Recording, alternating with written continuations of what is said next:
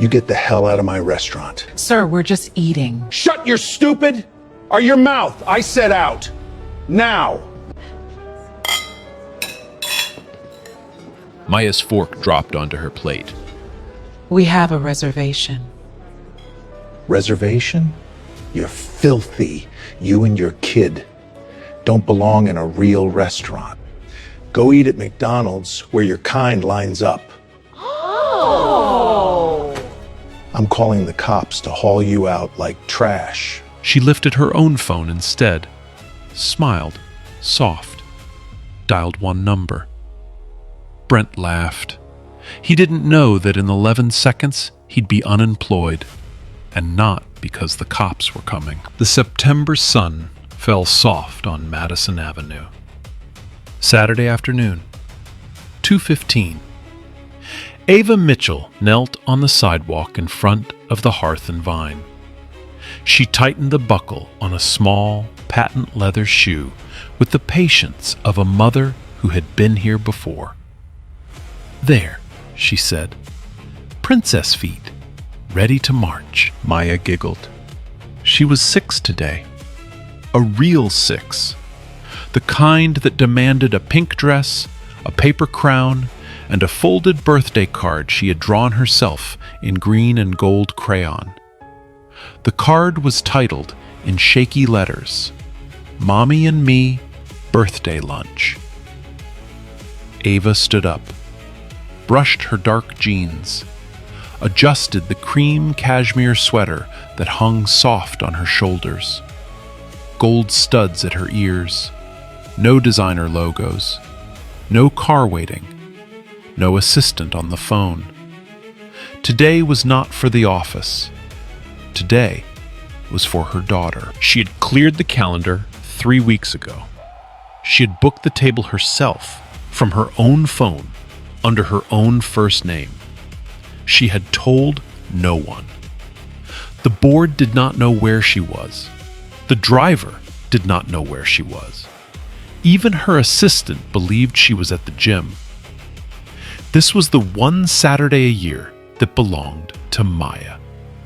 Just Maya. Inside, the Hearth and Vine breathed gold and brass. Low jazz drifted from hidden speakers.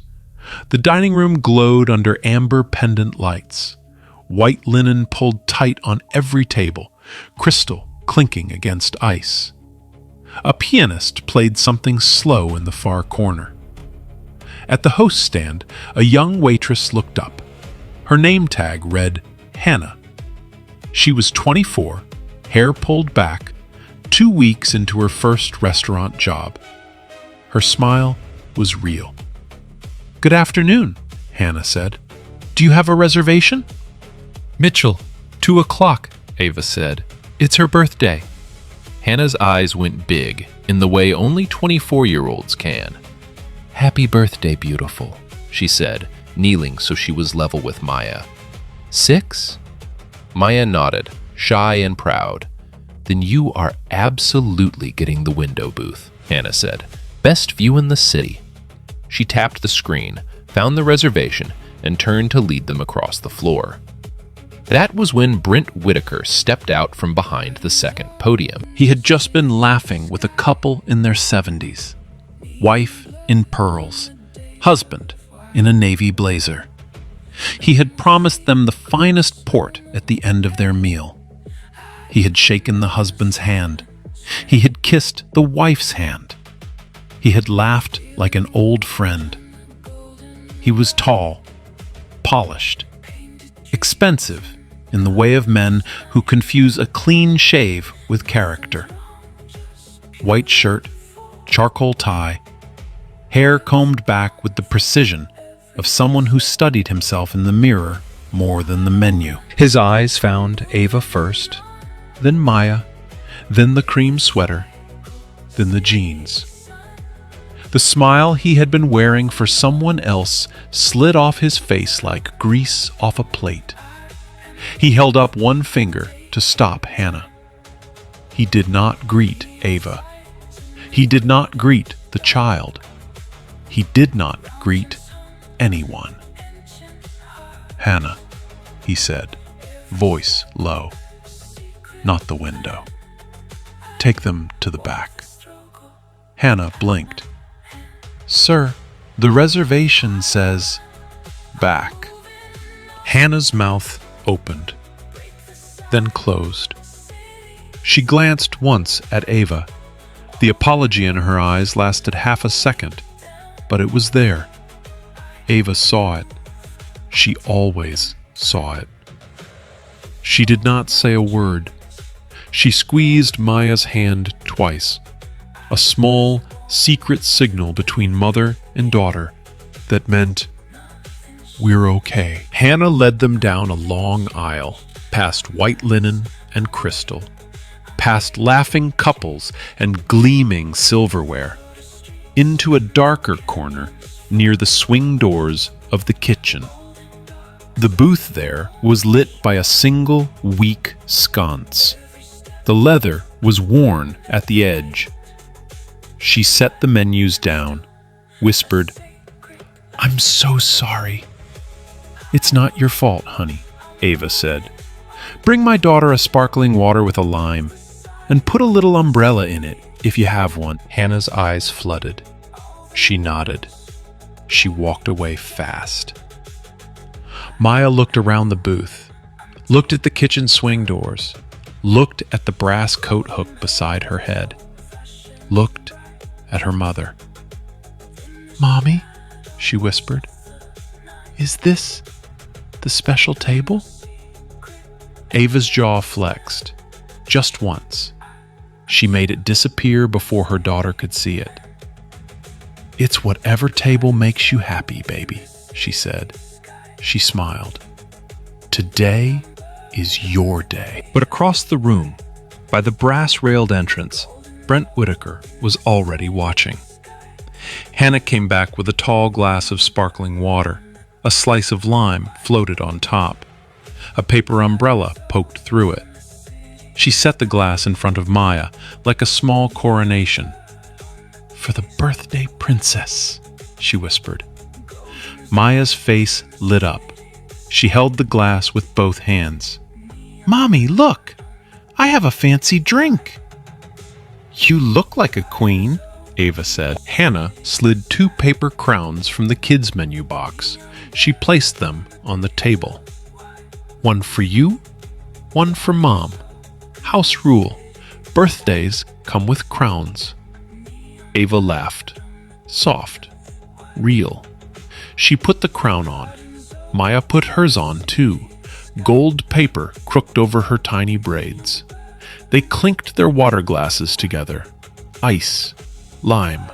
Sparkle. Hannah came back with a basket of warm bread and a small dish of cultured butter. She tucked an extra napkin under Maya's elbow. "If you need anything, I'm right over there," she whispered. Then she walked away with the worried smile of someone who had already noticed her manager noticing things. For 60 seconds, the back of the dining room was the safest place in the world. Then, the safety ended. Brent Whitaker did not walk to their table. He marched. Each step landed too hard on the polished oak floor. The pianist in the corner missed a note when he passed. He stopped at the booth. He did not look at Maya.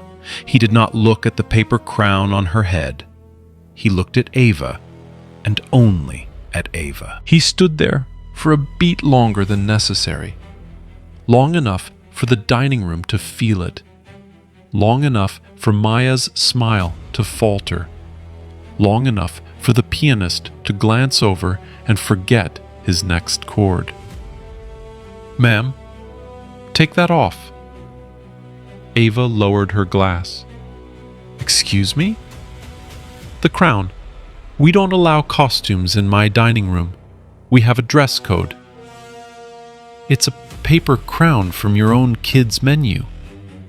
"That's for children." "My daughter is a child. The other crown is for her mother. That's me." Brent's lips made a thin, tight smile.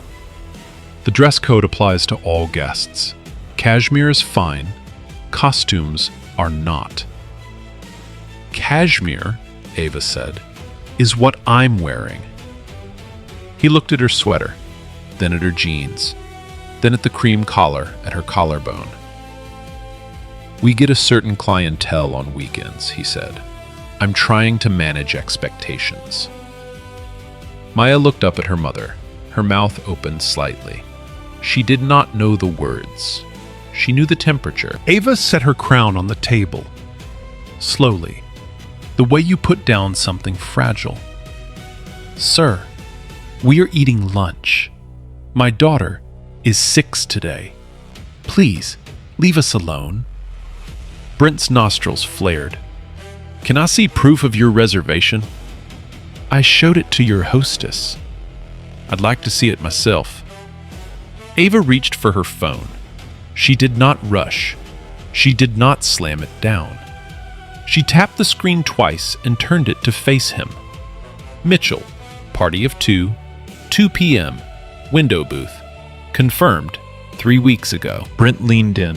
His eyes moved across the screen. He pretended to read it 3 times longer than necessary. Then he straightened up, made a small, performative shrug. I don't see this on my end. Could be a glitch in the third-party system. You are looking at a confirmation email from your restaurant, Ava said, sent from your own domain. Brent's smile got smaller and harder. I'm telling you what I see in my system. I don't see you in there. He held her gaze, the way a man holds a door closed against someone he never planned to let inside. He pulled out his own phone, made a show of typing. Yeah, nothing under Mitchell. We have a private event holding this whole side of the room from 3 onward. So, we need this table. He gestured at the empty window booth across the floor. The one with the city light pouring through. The one nobody was sitting in. The one nobody had been sitting in all afternoon. A man 2 tables over heard him. Mid-30s, hooded sweatshirt over a plain white tee. His name was Daniel Brooks, phone already in his hand. He tilted the camera up just slightly, screen facing the booth. He did not raise it. He did not announce it. He just kept his hand still. Maya tugged at her mother's sleeve. Her voice was small, smaller than her crown. Mommy, did we do something wrong? Ava turned all the way. She knelt in the booth so her face was level with her daughter's. She took both of Maya's small hands in hers. No, baby, we did not do anything wrong. We have a reservation. We are paying customers. We are staying. She kissed Maya's forehead. Then she sat back up. Sir, she said. Her voice was calm. Her voice was steel inside cotton. We will not be moving. We will be eating our lunch. You can bring us a menu and a server, or you can keep standing there. Brent's face flushed under the foundation he definitely wore. I'm going to ask you one more time. Politely. You haven't asked once politely. I am asking you to leave.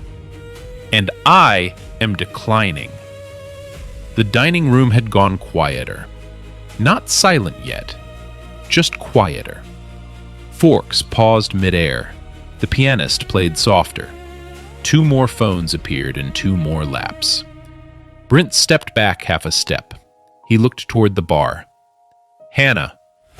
She froze at the service station with a tray of bread in her arms. Hannah, did you authorize this seating without checking with me? Hannah's lips parted. Her cheeks went red. Sir, the reservation was in the system. I saw it. That's not what I asked. Did you check with me first? No, sir. Then we have a problem, don't we? Hannah looked down. Her tray shook just a little. A busser passing her stopped, leaned in, whispered something fast.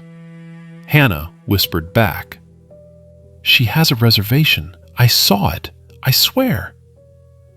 Brent turned back to Ava. You see, ma'am, this is what happens when corners get cut. We've had a string of issues lately. People walking in, trying to dine and dash. We have to be careful. Ava did not move, did not blink. You think, she said slowly, that I am here to steal a meal? Brent shrugged, theatrical. Two diners stopped chewing. I'm just protecting my staff and my house. Nothing personal. Maya's eyes filled. She did not cry yet. She just sat very still. She slid her birthday card slowly under her menu, like she was hiding it from the room. Daniel adjusted his phone. He angled it higher so the booth was clearly in frame. Brent took a half step closer to the table. Ma'am, I'm not going to make this any louder than it has to be, so I'll say it once more. Pay for whatever bread and water you've had, take the kid, and walk out the way you came in. Ava felt the warmth leave her own face, not from fear, from clarity. A diner 2 tables over chuckled. White hair, expensive watch, dark gray suit even on Saturday. He had been watching the whole exchange. He spoke to his wife loud enough for the booth to hear. Some people just don't know where they belong. His wife laughed, polite and short. No one at the closest table stood up. No one said anything. A waiter passing with a tray of glasses looked down and kept walking.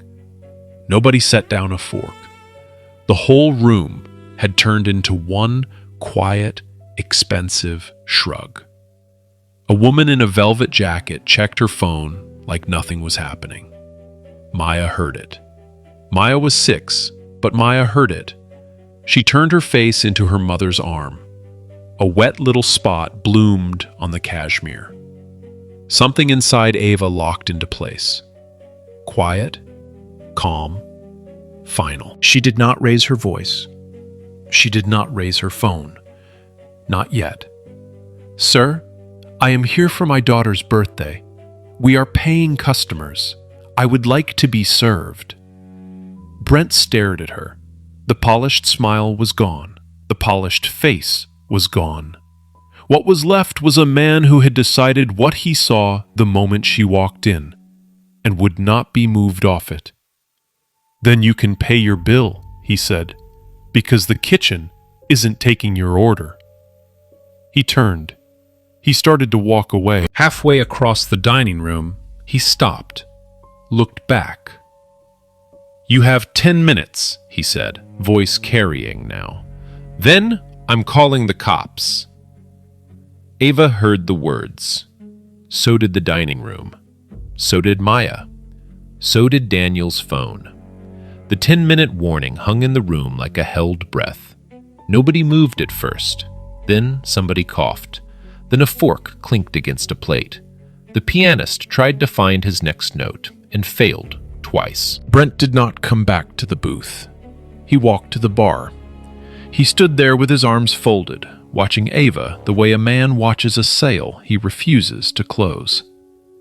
3 phones turned toward him, then 4. Daniel Brooks shifted in his seat.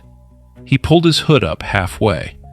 He angled the lens just enough that both Ava and Brent were in the same frame, and Brent did not see it. A second pair of eyes appeared at Brent's side.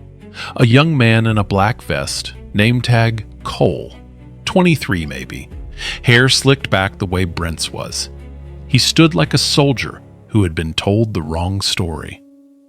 Stand at the host stand, Brent said quietly. If she tries to leave, you stop her. Tell her she has to settle her tab first. Cole's eyes flicked over to the booth, over to Maya, then back to Brent. He nodded, slowly. He did not look like he wanted to. In the booth, Ava reached across the table and took Maya's hand.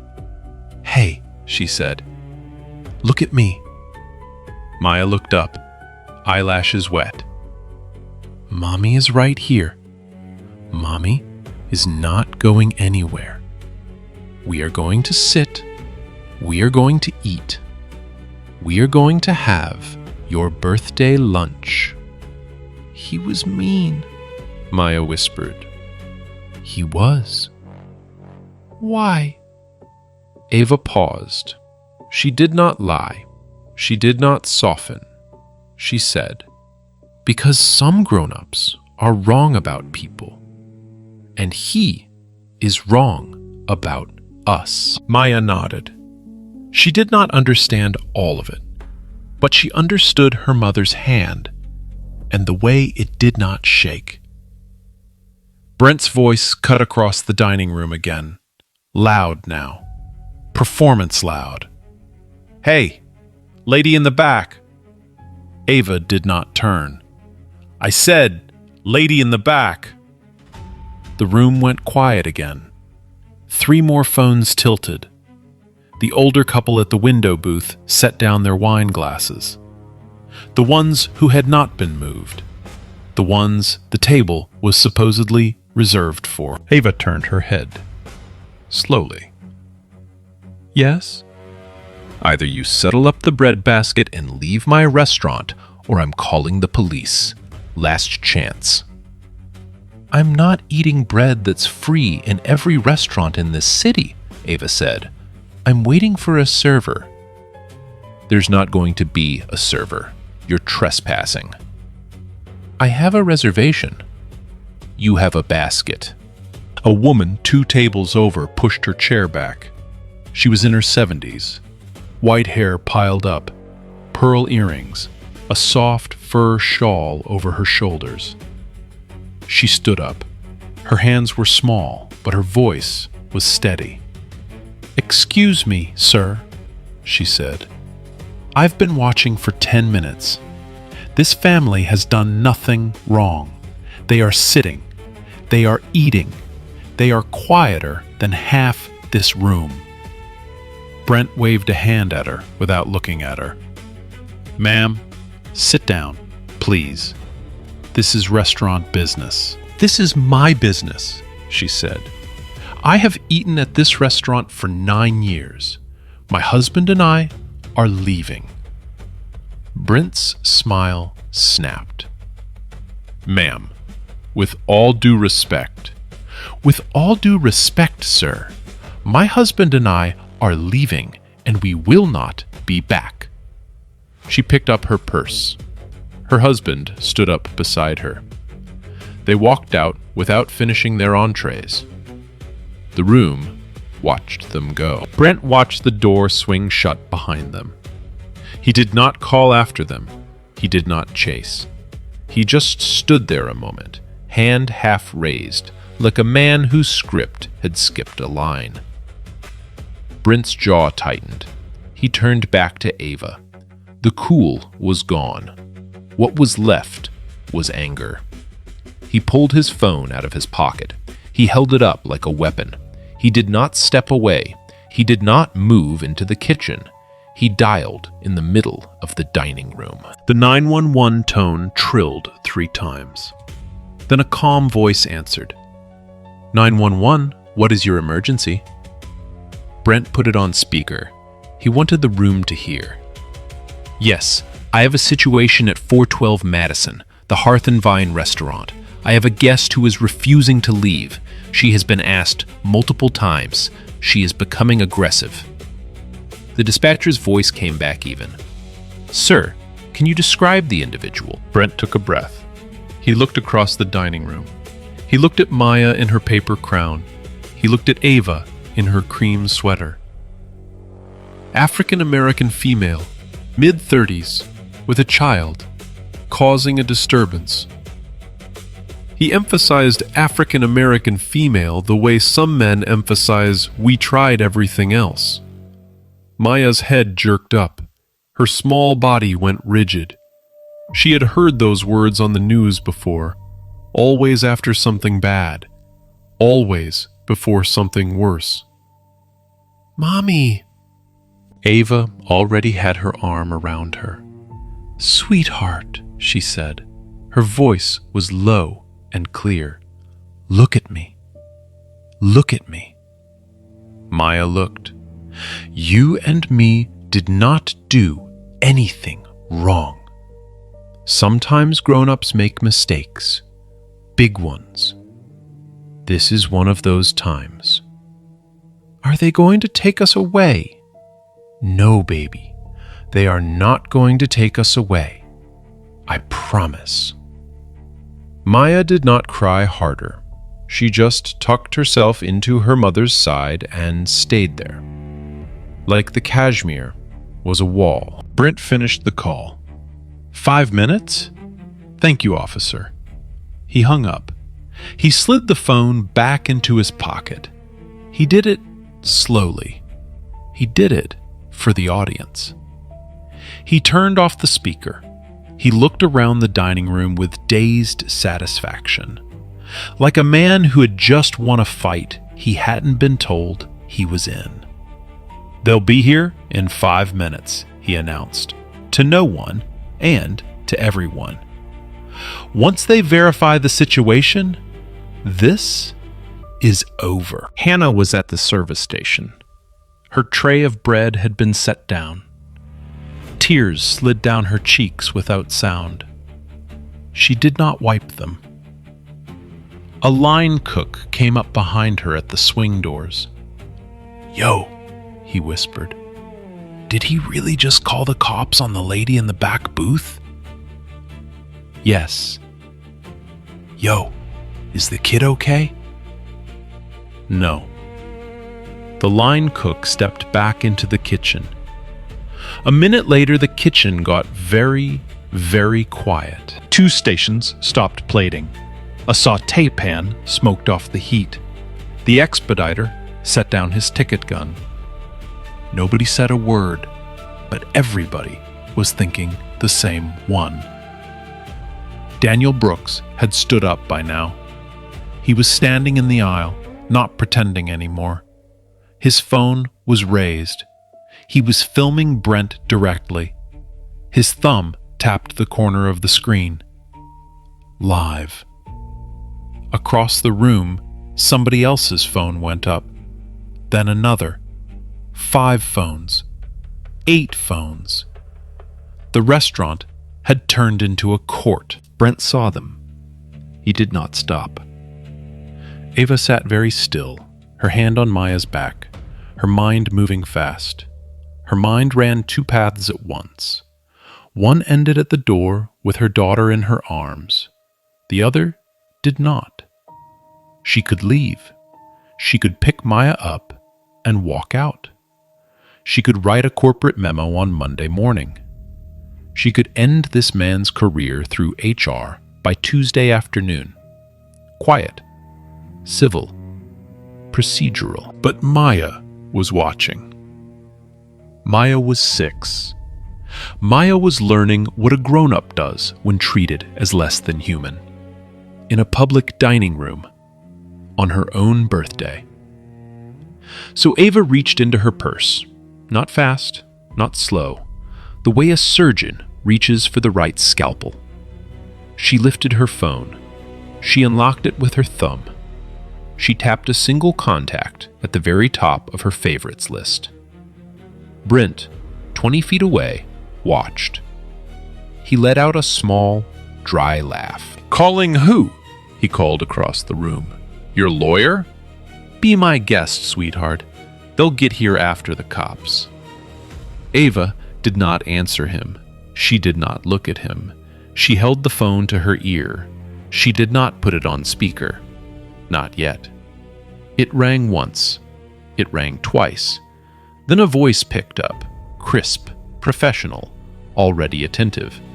"Mrs. Mitchell, good afternoon. How can I help?" His voice was the kind of voice that ran corporate operations across multiple states and did not raise itself above a comm. The dining room did not hear him at full volume. But the dining room heard Mrs. Mitchell clear enough that 2 diners paused mid-bite. Hannah, by the service station, looked up. Slowly, The blood drained from her face. Her lips parted. She had heard that title before. She had been trained on that title before. Brent did not hear it. Brent was busy laughing. Ava's voice was the only quiet thing in the room. "Trevor," she said, "I'm at the Hearth and Vine. I need you on the line, and I need you on speaker." A small pause on the other end. "Yes, Madam Chair."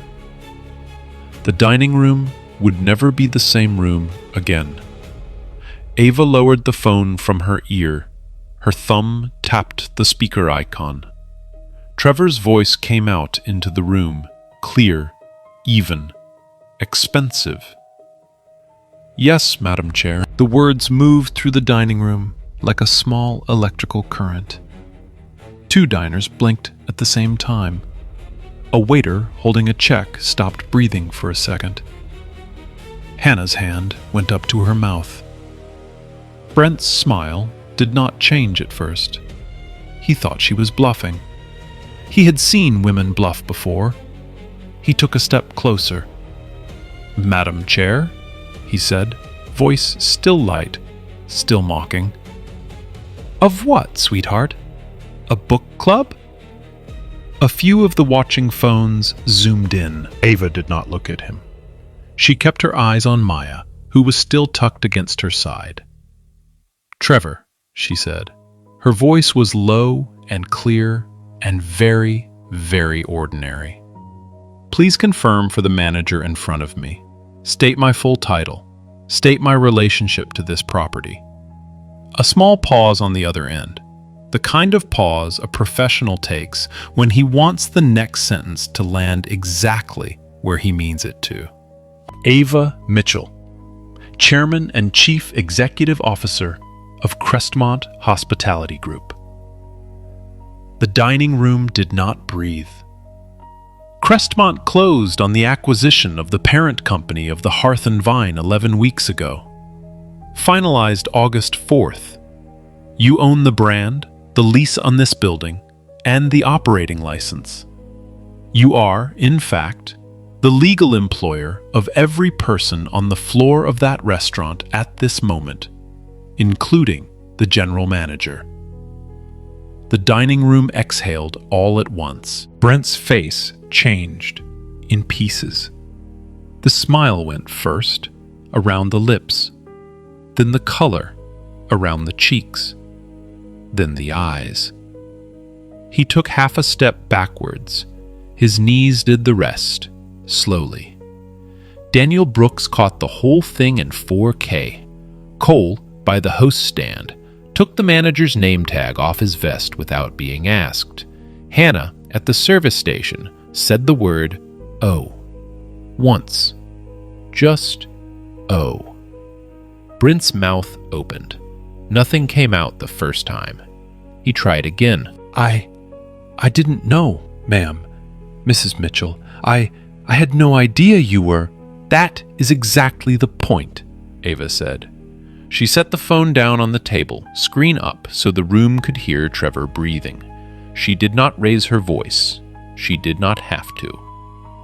"You did not know who I was. You only knew what I looked like. And that was enough for you to refuse my daughter a seat on her birthday. That was enough for you to call the police on a woman eating bread." A woman 2 tables over actually said yes. Out loud. Someone clapped. Slowly. Then someone else. Ava lifted her hand once. The clapping stopped. This was not theater. "Mr. Whitaker," she said, "please remain standing. You will want to be standing for this." Brent was already standing. He was also already shaking, slightly, in the way men shake when their entire weekend disappears in front of strangers. Ava spoke into the phone without lifting it. "Trevor, please conference in Human Resources. I want Janet on the call. I want this on the record." "Already dialing, Madam Chair." 2 rings. A new voice. Crisp. Female. East Coast. Janet Walsh, Chief People Officer. Good afternoon, Madam Chair. I have you on a recorded line. Good afternoon, Janet. I am at the Hearth and Vine. I'm here as a private customer with my 6-year-old daughter. In the past 40 minutes, I have been refused service, accused of theft, publicly humiliated, and reported to 911 as an aggressive intruder. All by your general manager, Mr. Brent Whitaker. The dispatcher's call is on a recorded line. The customer is myself. Understood, Madam Chair. I am terminating Mr. Whitaker's employment, effective immediately, for cause. No severance. No retention of restricted shares. Loop legal. Have his system access revoked before he reaches the sidewalk. Confirmed. Brent made a sound. Not a word. A sound. Mrs. Mitchell, please. I have a family. I have a mortgage. I was following protocol. There is a procedure for guests who... There is no protocol in Crestmont, Avis said, that authorizes calling 911 on a paying customer who is sitting quietly. There is no protocol that authorizes humiliating a 6-year-old. You invented that protocol the moment you saw the color of my skin.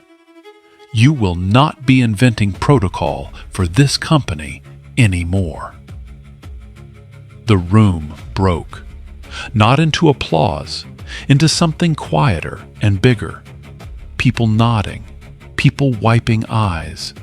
A man at the bar setting down his bourbon and just looking at his hands. In the kitchen, the line cook by the swing doors said, "Damn," under his breath, and then crossed himself.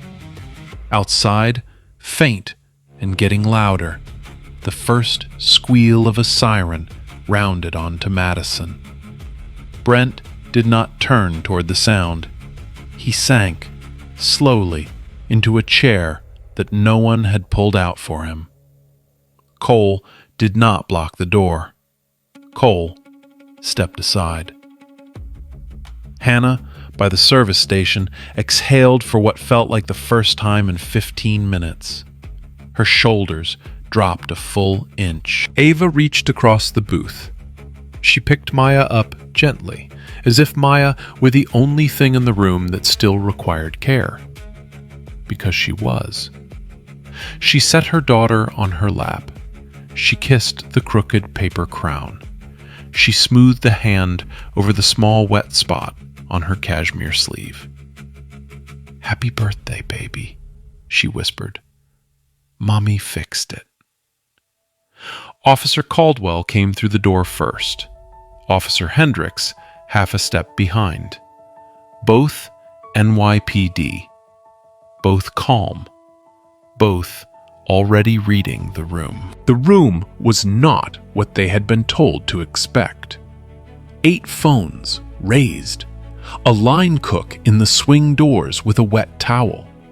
A manager in a chair he had not been offered, foundation streaked. A black woman in the back booth, daughter on her lap. Caldwell unhooked his radio and lowered the volume. "Who placed the call?" he asked. Brent stood up too fast. His chair scraped. "Officer, it was me. There's been a misunderstanding." "Step over there, please, just so I can talk to you." Daniel Brooks lifted his phone without lowering it. "Officer, I have the entire incident on video, beginning to end. The 911 call is on the recording. The dispatcher is on the recording. The manager describing the suspect is on the recording." "Thank you, sir," Caldwell said. "I'll get your details in a moment." Hannah stepped out from behind the service station. Her apron was still tied. Her tray was empty. Her voice was small, but it carried. "Officer, I'm the hostess. I checked Mrs. Mitchell into the reservation system myself when she arrived. The booking was confirmed 3 weeks ago. The manager, the former manager, refused to seat her. There was no disturbance. There was a customer trying to eat lunch with her child. Caldwell turned to Ava. His voice softened, just a little. "Ma'am, are you the guest identified in the 911 call?" "I am," Ava said. "I'm Ava Mitchell. I'd like to make my own statement. The call was fraudulent. I had a confirmed reservation. I was sitting quietly with my daughter. I'd like the misuse of emergency services on record." "Yes, ma'am." Hendricks had already taken Brent by the elbow, gently but firmly, and walked him toward the host stand. Brent was talking the whole way, about protocol, about corporate, about his 15 years in hospitality. Hendricks's face stayed perfectly flat. Maya, on her mother's lap, looked up. Her voice was very small. "Mommy, are the policemen mad at us?" Caldwell heard it. He turned. He did something most officers don't do. He took off his hat. Then he knelt down beside the booth so his face was level with hers. "Sweetheart," he said, "we came to make sure you were safe. That's all. Are you safe?" Maya nodded, slow. "Good. Then we're happy." He stood back up. He did not look at Brent. 12 minutes later, the door opened. A man in a navy suit walked in. Briefcase, no tie, breathing fast, like he had taken the corporate stairs 2 at a time. Trevor Ashford, Regional Vice President. 12 blocks away when the call came in, 8 by the time he arrived. He walked the floor without rushing. He stopped beside Ava's booth, leaned down and spoke quietly. Ava nodded once. Trevor straightened up and turned to the room. "Good afternoon. My name is Trevor Ashford.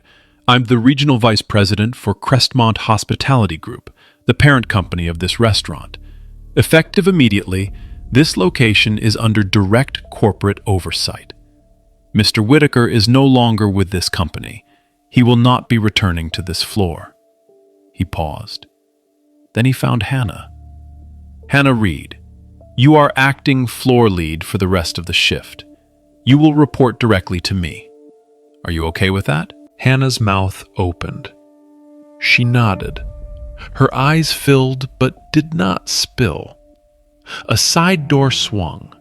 The line cook from earlier came out, slowly, holding a small chocolate cake on a white plate. A single thin candle, already lit.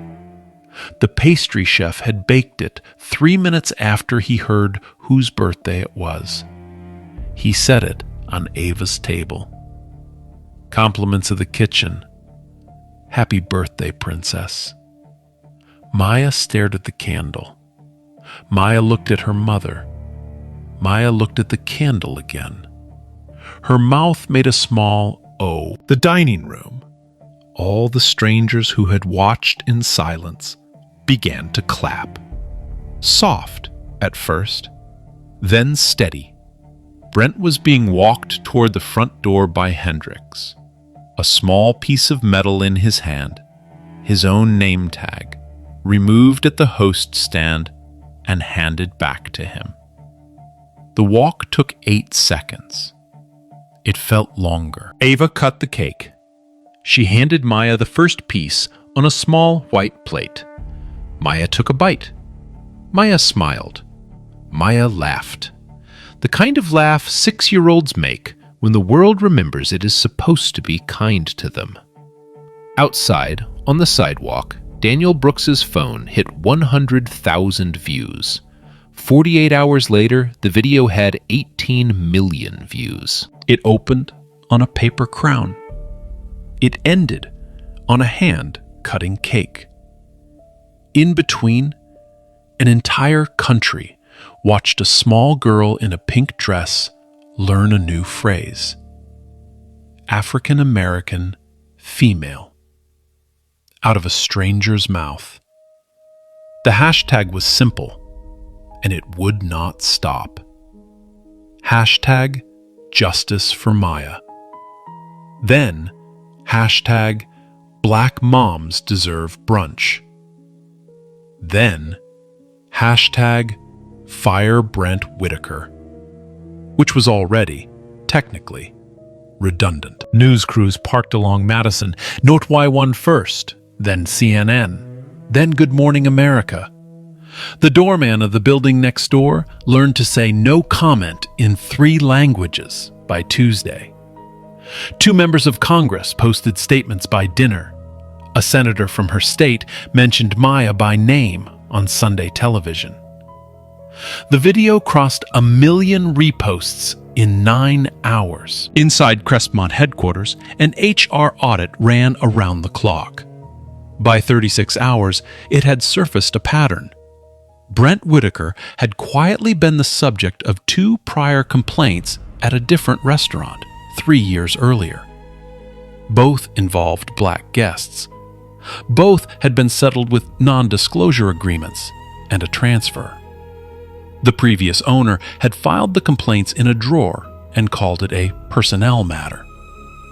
That drawer was now open, and it was being read out loud. Tuesday morning, the NYC Commission on Human Rights opened a formal inquiry. False reporting of an emergency in New York is not a thing you settle with an apology. It is a thing that can carry a criminal charge. Brent's defense attorney called Crestmont's general counsel that afternoon. He was told, politely, that Crestmont was a third party to the matter. They would not be returning the call. Wednesday at noon, Ava walked back into the Hearth and Vine. She wore the same cream cashmere sweater, the same dark jeans, the same gold studs. She did not bring Maya. Trevor had asked her that morning whether she wanted Maya present, even briefly. Ava had said no. She had said it the way mothers say no when they have already decided the difference between a stage and a childhood. She had spent the morning rehearsing nothing. She had decided no script could be more honest than the truth. She had already lived the truth. Reporters filled the dining room. Cameras lined the brass railing. Hannah Reed stood at the host stand and welcomed each crew personally. She wore a clean black blouse and a brand new name tag that read Assistant General Manager. Ava walked to the booth, the same booth, the bad booth, near the swing doors. She turned around at it. She did not sit. She spoke without notes. My name is Ava Mitchell. On Saturday afternoon, I came here for my daughter's 6th birthday. I was refused service. I was accused of theft. I was reported to 911. I was told I did not belong. The room held very still. What happened to me was not unique. It was a familiar version of an old story. Millions of black mothers know it by heart. The only difference is that I happen to own the building. Most don't. So today, we are not going to settle for one firing. She paused. The cameras did not. Effective immediately, Crestmont Hospitality Group is committing $25 million to a program we are calling the Hospitality Equity Initiative. A few pens dropped audibly onto reporters' notebooks. Mandatory implicit bias training across every Crestmont property nationwide. A customer bill of rights printed on the back of every menu. A confidential reporting hotline answered by a third-party firm, not by us. Full scholarships for black hospitality students at 5 culinary schools by next fall. And a complete audit of every manager hired under prior ownership. Any unresolved complaint surfaces, we act. We do not transfer. We do not file.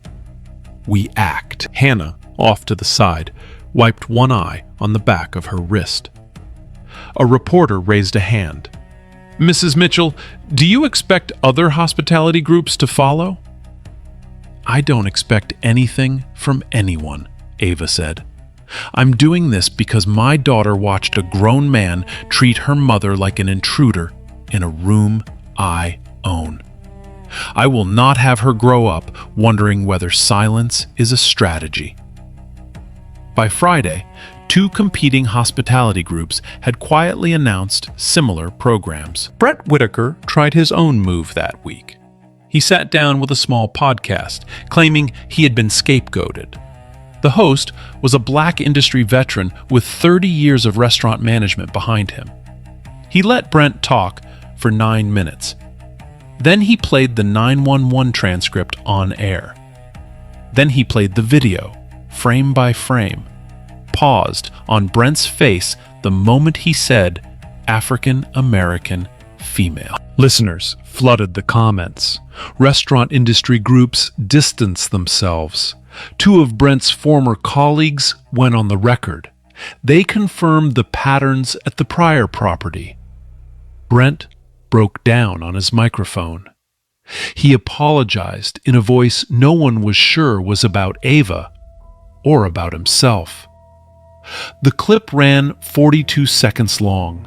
It traveled further than any of his 15 years in hospitality had. A separate civil action was filed by Crestmont's outside counsel on behalf of Maya, not for money, for a court-ordered public apology delivered on camera. It settled in 3 weeks. Brent read the apology from a folded piece of paper. He read it on a public sidewalk outside a courthouse in Queens. He no longer had an office to read it from. He read it twice. His voice broke on the second pass. Hannah Reed was promoted, formally, from acting floor lead to assistant general manager of the Hearth and Vine. Ava personally called Hannah's mother in Pittsburgh that evening. She told her, "Your daughter held the line when nobody else would. Thank you for raising her right." Hannah's mother cried into the phone for a full minute. Then she said, "Tell that little girl happy birthday from me." Daniel Brooks turned down 4 media buyouts for his footage. He told one podcast, "I just hit record. The truth did the work." He went back to his job teaching high school history in Brooklyn. He posted nothing else about the incident, not even when a network offered him a producer credit. Brent moved out of the city by Sunday. He deleted his LinkedIn. His phone did not stop buzzing with messages he could not bring himself to read. The version of his face that lived now on a million phones was not the version he had spent 20 years building. That weekend, a black mom in Atlanta posted a 13-second TikTok. She was sitting at a fine dining brunch with her own daughter. Both of them wore paper crowns. The caption read, "If they don't seat us, I'm calling Ava." It got 4 million likes by Sunday night. 3 months later, the light through the window booth was winter light. It was thinner than September light, cleaner. It fell across a small placemat covered in crayon drawings and a half-eaten plate of macaroni shaped like dinosaurs. Maya wore a red velvet dress now, new shoes. The paper crown from her birthday lived in a frame above her bed at home. The new crown on her head was silver foil. It had been waiting for her on the table. Ava sat across from her, sleeves pushed up, laughing at a drawing of what appeared to be a brontosaurus eating a steak.